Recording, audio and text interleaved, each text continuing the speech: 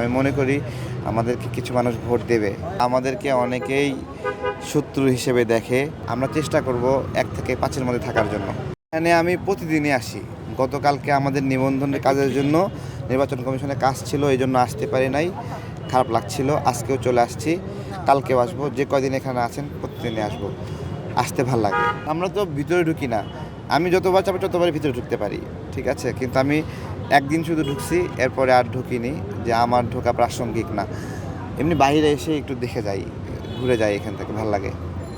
নিবন্ধন পেলেন, কি মনে হচ্ছে আসন্ন নির্বাচনে কিরকম ফল হতে পারে আপনার দলের? না, আমি জানি না কি হবে।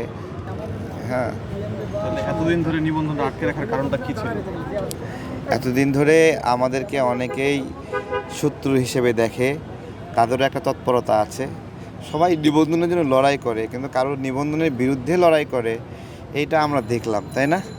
যে আমাদের নিবন্ধনটা হইলে অনেকের সমস্যা হবে, টেনশন করতেছে না অনেকেরই পেরেশানির কারণ ছিলাম আমরা, এখনও করতেছে। আজকে সকালেও ফেসবুকে অনেকে পোস্ট দিছে, আবার অনেকে চাইছে যে আমি অনশনে আসি, ওখানে মরে যাই, চাইছে না, এরকম বলছে না? দেশবাসীর কাছে কি বলতে চান? বেগম জিয়ার বিষয়ে আমি ডাক্তারের মুখ থেকে শোনা 3টা পয়েন্ট দিই, যেটা সামারি, এটা দেশের মানুষ জানলে তাদের ভালো লাগবে। ডক্টর বলেছিলেন গত 2 দিনের যে বক্তব্যের সামারি, উনি ভর্তি যে অবস্থায় হয়েছিলেন তার চেয়ে ভালো অবস্থায় আছেন, 1 নাম্বার বিষয়। 2 নাম্বার ভালো খবর দিয়েছিলেন, উনি চিকিৎসা রেসপন্স করছেন, মানে ওনার শরীর চিকিৎসা যা দেওয়া হচ্ছে সেগুলো গ্রহণ করছে। 3 নাম্বার বিষয় হলো যে ওনার শরীরটা অবনতি ঘটছে না। এই 3টা পয়েন্ট আমি পেয়েছি, তাই না? সবাই এরকম পেয়েছি না আমরা?